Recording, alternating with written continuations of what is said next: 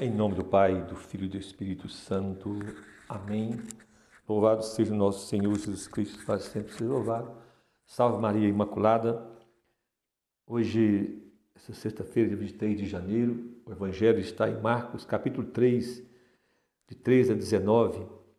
Vamos partilhar um pouco com vocês sobre a Santa Igreja de nosso Senhor Jesus Cristo, que ele quis, criou e fundou, e sobre os traidores da Igreja.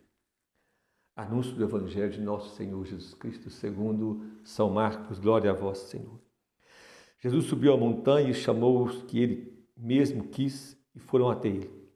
Então constituiu 12 para estarem com ele e para enviá-los a anunciar, com autoridade, expulsar demônios. Eram Simão, a quem deu o nome de Pedro, Tiago, filho de Zebedeu, e João, irmão de Tiago, aos quais deu o nome de Boanerges, que quer dizer filhos do trovão. E ainda André, Filipe, Bartolomeu, Mateus, Tomé, Tiago, filho de Alfeu, Tomé, Simão Cananeu e Judas Iscariotes, aquele que o traiu. Palavra da salvação, glória a vós, Senhor. Marcos, no início do seu Evangelho, nós vimos que ele deixa claro que quer anunciar quem é Jesus, que Jesus é o Filho de Deus. Isso deixa claro já no início do Evangelho. Mas também ele vai deixando claro no início do seu Evangelho que Jesus, que é o Filho de Deus, que tem autoridade sobre as coisas, sobre doenças, sobre o demônio, também quis, por sua livre vontade, instituir os apóstolos e a igreja. Nós vimos aqui, diz que Jesus subiu a montanha e chamou os que ele mesmo quis. Aqui nós vemos expressamente ou seja, a iniciativa do próprio Senhor e sobre a sua vontade e a vontade soberana dele. Ele chama porque ele quer, é a vontade dele chamar. Chamar para quê? Para construir o apóstolo, construir formar, construir congregar, construir dar corpo. Ele constituiu um povo, um grupo. E esses 12 é o novo povo de Deus. Jesus não quis fundar no sentido de aniquilar o antigo e outro novo, não. E começar algo do zero. Mas se o novo povo, agora, se o antigo novo povo de Deus era marcado pela aliança, pelos sacrifícios, pela circuncisão, pela lei, agora ele vai construir o novo povo de Deus, que vai ser o seu corpo místico, e o que vai, vamos dizer assim, marcar esse grupo é a sua palavra, a sua presença viva, a sua palavra, guiada pelo seu Espírito Santo, uma caridade fraterna. Porque é o amor do Senhor que vai agora sustentar essa nova comunidade. É Ele, o próprio Jesus, que é a caridade eterna, que vai sustentar agora esse novo povo de Deus, que tem Ele como pedra angular, mas tem os 12. Tem Pedro como pedra visível. Lá em Mateus capítulo 16, Pedro, sobre ti edificaria a minha igreja. Esta pedra edificaria a minha igreja. A pedra que é Pedro. E claro, sobre os 12. Então aqui mostra claramente isso. Marcos quer mostrar claramente que ele então constitui esses 12, essa igreja, e a missão dele é anunciar a palavra, e anunciar e ter autoridade para expulsar os demônios.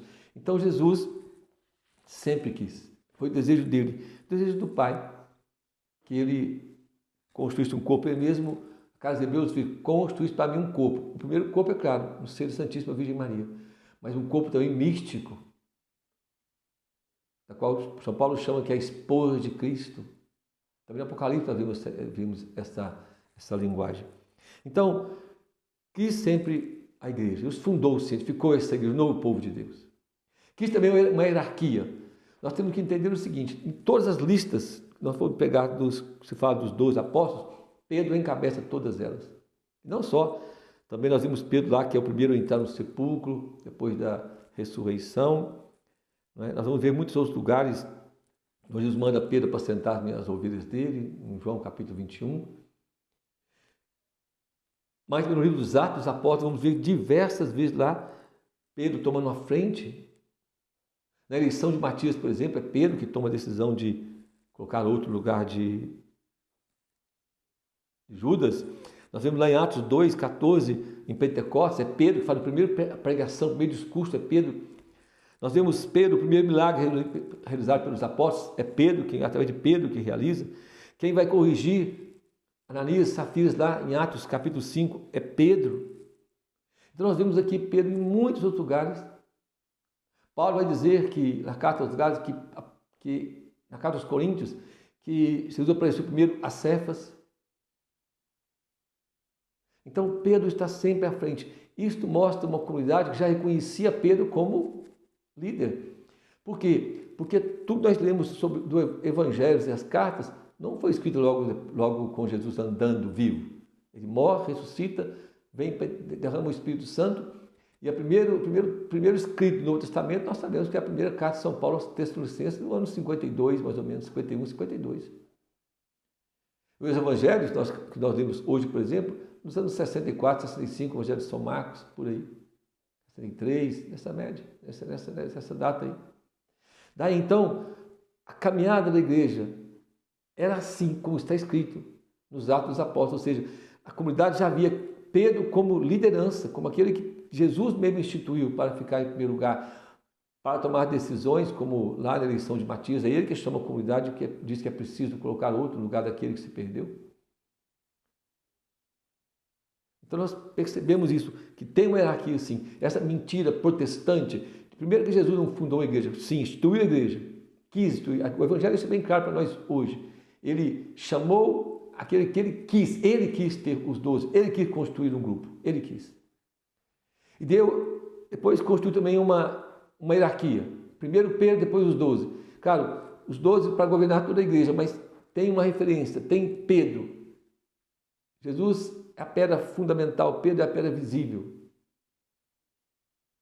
É a pedra visível. De unidade, de hierarquia.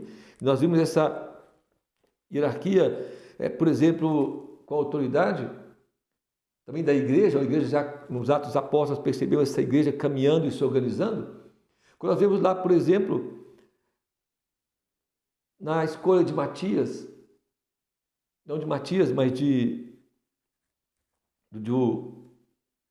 quando vai instituir os diáconos, né? Jesus não instituiu diáconos, instituiu os 12 e os discípulos. Mas nós vamos ver lá nos Atos dos Apóstolos que a igreja, então, tem as suas necessidades, os apóstolos decidem, então, instituir os diáconos, 7 diáconos. Os apóstolos que decidiram isso, não foi Jesus. Não foi Jesus. Não é? Então, vamos percebendo a estrutura da igreja, querida por Jesus, já nos Atos dos Apóstolos. O próprio São Paulo, quando ele tem aquela experiência dele no caminho para Damasco, ele não sai logo pregando. Ele vai submeter a igreja. Primeiro ele vai a Ananias. Jesus manda que vá a Ananias. Quem que é Ananias? Um discípulo do Senhor que vai impor a mão sobre eles, ou seja, ele vai submeter à igreja. É depois da imposição das mãos de Ananias que Paulo vai então voltar a enxergar, vai cair as escamas dos seus olhos, e a partir daí que ele realmente vai fazer essa experiência profunda com o Senhor. Quando ele vai despertar para aquilo que ele teve com experiência em Damasco, ele ficou cego. Mas é na igreja que ele vai então ter realmente a clareza daquilo que aconteceu. Em Gálatas 2:1, o próprio São Paulo relata também a sua comunhão com a igreja. 2:1 e 2, pode pegar. Ele diz que, diante daquela questão da circuncisão, ele diz assim, fomos até os apóstolos, então eu vou pegar para ler aqui com você, Gálatas 2, São Paulo diz assim, 14 anos mais tarde, subi a Jerusalém com Barnabé, levando também Tito comigo. Fui lá por causa de uma revelação, expus do evangelho que tenho pregado entre os pagãos. O que fiz, em particular aos líderes da igreja, para não acontecer estivesse eu correndo ou tivesse corrido em vão. Paulo não quer fazer as coisas sozinho. Não quer correr sozinho. Foi a igreja. Expôs o evangelho que estava pregando. Grande apóstolo São Paulo. Aí tem aqueles de hoje que pregam por conta própria, diz que não precisa da igreja. Aí você já sabe o que acontece. Milhares de denominações protestantes, porque não submetem à igreja. Paulo, grande apóstolo São Paulo, preferiu ir lá e submeter essa igreja aos líderes de Jerusalém, para não acontecer que tivesse corrido em vão ou corresse em vão. Então nós vemos com clareza, meus irmãos, não é? Essa organização da igreja, essa autoridade, esse primário de Pedro sobre os outros, né, sobre todos eles. Nós vimos lá a igreja na sua hierarquia se construindo, em Atos 6, a escolha dos 12, dos sete diáconos, de Estevão e grupo dos 7 diáconos, né? Que não foi instruído por Jesus, foi instruído pelos apóstolos, esse diaconato, né? Então a gente vai percebendo que sempre que os Atos dos Apóstolos, as cartas mostram bem uma igreja bem firme, que está se organizando na sua doutrina, na pessoa do nosso Senhor Jesus Cristo. Percebemos os sacramentos, o batismo, percebemos a Eucaristia, tudo está lá no livro dos Atos. Tudo também está nas cartas de São Paulo, nas cartas pastorais. Então Jesus quis uma igreja, instituiu os 12, instituiu Pedro como chefe da igreja, como o primado de Pedro. E por que nós sabemos disso? Porque nós temos, volto a dizer, porque os escritos, os evangelistas, os evangelhos, as cartas foram escritas depois, quando a igreja estava caminhando. Ou seja, está escrito aqui, aquilo já estava acontecendo, estava sendo vivido, essa estrutura de igreja, essa organização da igreja. Vemos tudo isso aí nas leituras. Diz também que Jesus não criou doutrina, ora. O que nós mais encontramos nos evangelhos é eles falando do que Jesus ensinava. Basta ver o discurso do Senhor, e ele estava toda hora preocupado em ensinar. Ensinar a doutrinar, ensinar o caminho, ensinar a verdade. E vemos também nos Atos dos Apóstolos a igreja fazendo isso. Nós pegamos lá Atos 2, 42, vou pegar lá com você, Atos 2, 42. Então a igreja estava sendo ainda construída e não tinha ainda o escrito, não tinha ainda os evangelhos, não tinha ainda as cartas de São Paulo. Mas como que a igreja então se mantinha, se reunia? Olha aqui. Eles eram perseverantes nos ensinamentos dos apóstolos. Mas que ensinamento que é esse? Os evangelhos não estavam escritos ainda. As cartas de São Paulo, de João, não estavam escritas ainda.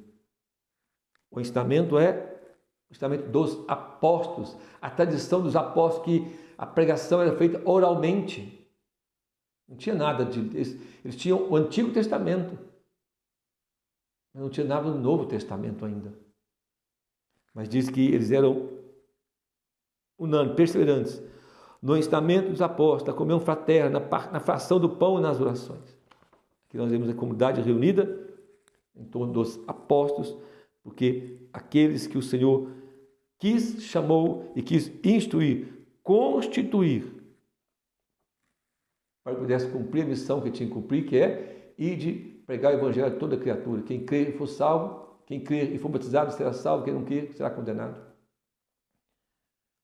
Jesus, quando ele morre, ressuscita e sobe ao céu, ele não deixa a Bíblia, ele não deixa o Novo Testamento escrito, ele deixa a igreja. Ele deixa a igreja, ele deixa os apóstolos. Sobre o primado de Pedro, para continuar a missão dele. Conduzido pelo Espírito Santo, basta ver os Atos dos Apóstolos, depois de Pentecostes, quem é o primeiro a pregar? É Pedro. Quem é o primeiro a pregar para os pagãos? É Pedro, não é Paulo. Pedro da casa de Cornélio, ele primeiro vai aos pagãos. E porque ele vai primeiro, depois o apóstolo São Paulo é chamado e vai, e torna-se então, Paulo vai aos pagãos, diz São Paulo, a mim, cá pregar aos pagãos, e apenas aos judeus, mas quem abriu a porta para pregar aos pagãos foi Pedro, para mostrar que Pedro é o primeiro, que Pedro sempre foi referência ao chefe dos apóstolos, que essa igreja sempre teve um primado, teve um Pedro, e ainda hoje temos um Pedro, que é Leão XIV. Ainda hoje temos apóstolos, sucessores dos apóstolos. A igreja continua firme. E basta conhecer a história da igreja, qualquer pessoa, pode ser protestante, qualquer pessoa, que estudar a Sagrada Escritura com fidelidade, com honestidade e com humildade para aprender, sem arrogância, com humildade para aprender. E também estudar a história da igreja com honestidade, vai ser católico. Pode ter certeza disso. Por exemplo, a sucessão apostólica. Jesus chamou os 12. Judas traiu, não fazia mais parte do grupo. Quem é que então que colocou Matias como apóstolo? Foi Jesus? Não, não foi não. Foram os apóstolos. instruiu o outro para ficar com os 12. Aí já tem uma sucessão apostólica. Porque não foi Jesus que chamou Matias, foram os apóstolos que instruiu mais um.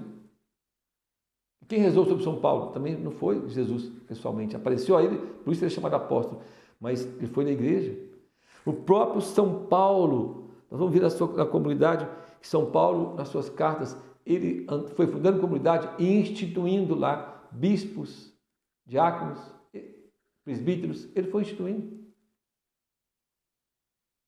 Porque pela sucessão ele sabia que podia fazer isso, ele recebeu dos apóstolos, recebeu do Senhor, e agora pode construir outros.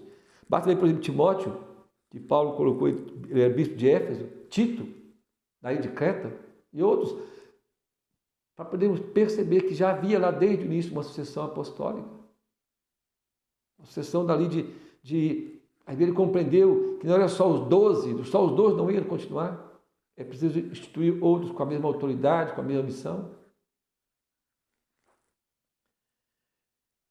E os evangelhos, né, nos mostram tudo isso com verdade. Umas coisas estão explícitas, outras não estão explícitas, estão implícitas. Mas é preciso ver com clareza. É preciso fazer um estudo, ler com o coração aberto, com humildade, com simplicidade e deixar Deus falar, se curvar diante da palavra, diante da obediência da igreja, diante da vontade de Deus que chamou quem Ele quis, da vontade soberana de Jesus, de instituir uma igreja, os apóstolos, Ele quis e deu autoridade para que essa igreja continuasse até hoje. Nós temos que ter consciência da nossa fé, da verdade, porque muitas falácias, muitas mentiras, não é? E aí então o próprio Evangelho nos deixa claro que nós viemos sofrer ao longo da história. Porque, como já disse, os Evangelhos foram escritos depois, mas por que todos eles falam de Judas? É nos Atos que fala de Judas, que ele traiu. Não podia ter omitido isso? Vamos deixar isso para lá, vamos colocar Matias e vamos escrever sobre isso não. Só que, primeiro, os evangelistas, as cartas,